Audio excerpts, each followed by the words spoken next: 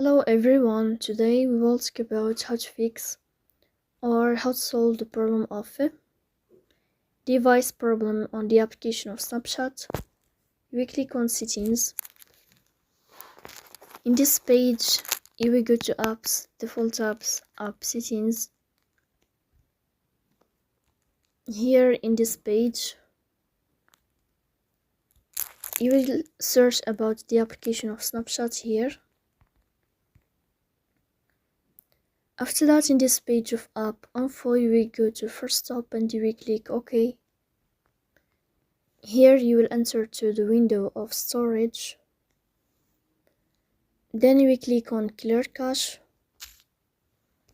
In the end, you can turn on your airplane mode and you can turn off your airplane mode again.